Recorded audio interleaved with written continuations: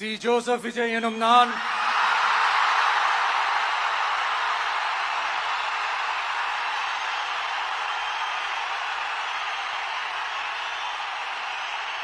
சட்டப்படி அமைக்கப்பெற்ற இந்திய அரசியல் அமைப்பின்பால் உண்மையான நம்பிக்கையும் மாறா பற்றும் கொண்டிருப்பேன் என்றும் இந்திய நாட்டின் ஒப்பில்லாத முழு முதல் ஆட்சியையும் ஒருமையையும் நிலைநிறுத்துவேன் என்றும் தமிழ்நாட்டு அரசின் முதலமைச்சராக உண்மையாகவும் உளச்சான்றின்படியும் என் கடமைகளை நிறைவேற்றுவேன் என்றும் அரசியல் அமைப்பிற்கும் சட்டத்திற்கும் இணங்க அச்சமும் ஒருதலை சார்பும் இன்றி விருப்பு வெறுப்பை விலக்கி பலதரப்பட்ட மக்கள் அனைவருக்கும் நேர்மையானதை செய்வேன் என்றும் ஆண்டவன் மீது ஆணையிட்டு உறுதிமொழிகிறேன். So finally C. Joseph Vijay என்னும் நான் இன்னைக்கு சாத்தியமாயிருக்கு. சோ மக்கள் தேர்ந்தெடுக்கப்பட்ட முதல்வர் 59 வருடமா திராவிட கட்சிகளே ஆட்சி செஞ்சுக்கிட்டு இருக்கு. அதை தகர்ச்சி இருந்து ஒரு மனுஷன் வந்திருக்காருன்னா பெரிய விஷயம் இல்லைங்க. எவ்வளோ தடைகள், எவ்வளோ கஷ்டங்களை தாண்டி இன்னைக்கு இது சாத்தியமாயிருக்கு அப்படின்னு மக்களே எல்லாருமே நினைச்சு பார்ப்பாங்க. So being Vijay is not easy அப்படிங்கிறது ஏதோ உண்மைதாங்க. எவ்வளோ கஷ்டங்களை தாண்டி இது நடந்திருக்கு தெரியுமா? ஸோ இதை பத்தி ஃபுல் வீடியோ ஸ்கிப் பண்ணாம பாருங்க. ரொம்பவே கூஸ் பம்ஸா இருக்கும் உங்களுக்கு. 2024 பிப்ரவரி 2 ஒரு ட்வீட் ஒண்ணு வருது. ஒட்டுமொத்த தமிழகத்தையே அதிர வச்சு உச்சத்துல இருந்த ஒரு திரை சாம்ராஜ்யத்தை அப்படியே விட்டுட்டு வெறும் கையோட மட்டுமே மக்கள் களத்துல குதிக்கிறாருங்க. அந்த துணிச்சலுக்கு பேரு தான் தளபதிங்க. சோ அவரை சார்ந்து இருக்கிற விஷயங்கள் எல்லாத்தையுமே தூக்கி எறிஞ்சிட்டு இன்னைக்கு அவ்வளோ தடைகளை தாண்டி வந்திருக்கிறாருங்க. மாநாடு நடத்த கூட ஒரு இடம் கொடுக்காம ஒரு நெருக்கடிகள் பண்ணாங்க. சினிமாக்காரன் அப்படின்ட்டுன்னு பல ஏளனை செஞ்சாங்க, கூத்தாடின்னு எல்லாம் சொன்னாங்க. அரசியலோட பெரிய மேதாவிகளா அப்படின்னு நினைச்சுக்கிட்டு நிறைய விமர்சனங்கள் அவர் சுத்தி இருக்கு. அத்தனையும் தவிர்த்துட்டு தகர்த்திட்டு இன்னைக்கு பல இதை ஜெயிச்சு வந்திருக்காருங்க. விக்கிரவாண்டி சாலையில திரண்ட அந்த லட்சக்கணக்கான கூட்டம் இருக்கு பாத்தீங்களா, அதெல்லாம் மறக்கவே முடியாது. அது வெறும் ரசிகர் கூட்டம் மட்டும் இல்ல, ஒரு மாற்றத்திற்கான எழுச்சின்னு கூட சொல்லலாங்க. சோ அப்பையில இருந்து அவர் ஆதரிச்ச மக்கள் அவர் என்னைக்கு கையெழுத்து விட்டாரோ நான் கட்சி ஆரம்பிக்க போறேன் அப்படின்னு அப்பையில இருந்து இப்ப வரையும் மாறாத ஒரு மக்களா இருந்திருக்கிறாங்க. 1967 தொடங்கின அந்த திராவிட கட்சிகள் இருக்குல்ல, அதோட ஆதிக்கம் 59 வருஷமா தமிழகத்தை அந்த வட்டத்துக்குள்ளே தாங்க வச்சிருக்குது. இவங்க 2 பேரும் தான் மாத்தி மாத்தி ஆள முடியும் அப்படிங்கிற மாதிரிதான் வச்சிருக்காங்க. இவங்களை யாரால தொட முடியும், யாரால தாண்ட முடியும் அப்படிங்கிற ஒரு கேள்வி மௌனத்தின் பதிலாவே களம் கண்டவர் தாங்க விஜய். இது எப்படி சாத்தியம் அப்படின்னு நீங்க நினைக்கிறீங்க அப்படின்னா, தமிழ்நாட்டுல நீங்க ஒரு பர்சனை எடுத்துக்கிட்டு சரி இவரு இந்த 2 கட்சியை தோக்கடிச்சு இவர் வருவாரு அப்படின்னு நீங்க யாரையுமே சொல்ல முடியாது, விஜயை தவிர. ஏன்னா வேற யாருக்குமே இவ்வளவு கூட்டங்களும் வராது, இவ்வளவு விமர்சனங்களை தாண்டி அவர் வரவும் முடியாது, ஏந்திரிக்கவே விட மாட்டாங்க. முதல்ல அப்படியே அடிச்சு காலி பண்ணிடுவாங்க. சோ எல்லாத்தையும் தகர்த்திட்டு இன்னைக்கு இந்த நாக்காளில உட்கார்ந்துருக்காருன்னா அது ஒரு பெரிய விஷயம் தான். அதுக்கு அவர் இறந்தது பாத்தீங்கன்னா அப்படி நிறைய இருக்கும். நம்மள்ட்ட சொல்லாத விஷயங்களாகட்டும், சொன்ன விஷயங்கள் சொல்லாத விஷயங்கள் நிறைய இருக்கும். சோ இதெல்லாம் களம் கண்டு அவர் ஜெயிக்கிறாரு அப்படின்னா அதையும் ஏழனை செய்யாதீங்க.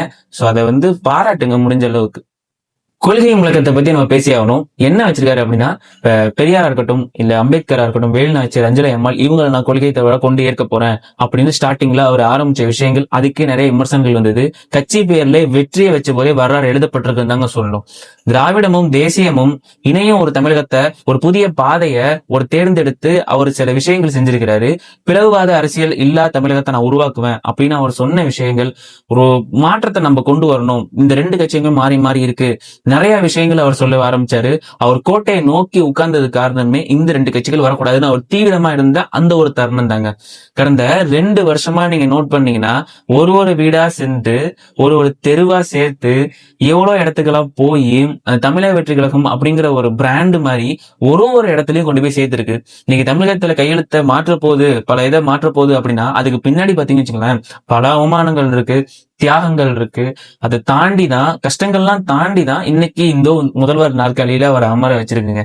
அவர் கூட இருந்த சில நடிகர்களும் சரி, வசனம் பேச தெரியும், ஷூட்டிங்ல நேரத்தை தான் பிரச்சனை பண்ணே வர்றாரு, இவர் எங்க ஜெயிக்க போறாரு, அவர் மேல பல கற்களை வீசப்பட்டது, அதை கோட்டைகளாக மாத்தினாரு.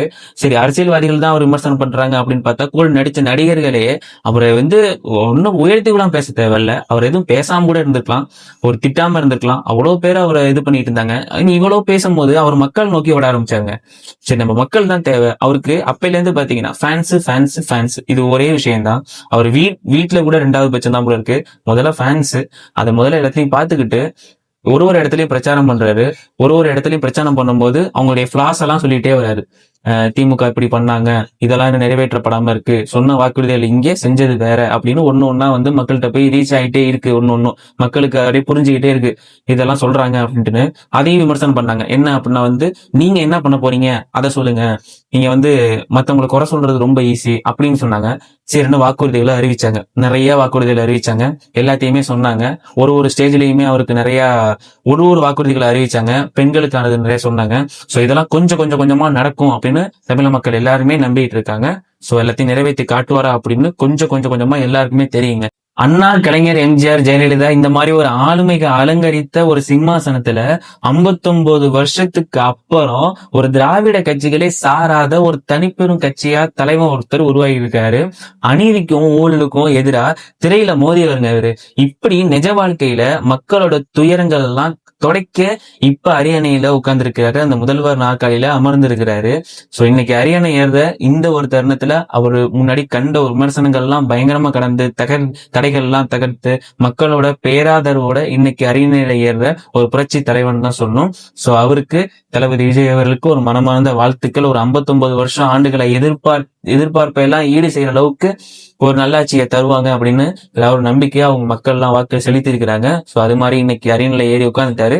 சோ தொடர்ந்து இந்த மாதிரி என்னென்ன ஒரு நல்ல விஷயங்கள் பண்ண முடியுமோ விஜய் அவர்கள் செஞ்சா அது மக்களுக்கு எல்லாம் ஒரு நன்மையை போய் சேரும். சோ இந்த மாதிரி தொடர்ந்து அப்டேட்ஸ் எல்லாம் நீங்க தெரிஞ்சுக்கணும் அப்படின்னா நம்ம சேனலை சப்ஸ்கிரைப் பண்ணி வச்சுங்க. So thank you. ஒரு நல்ல வீடியோட சந்திப்போம்.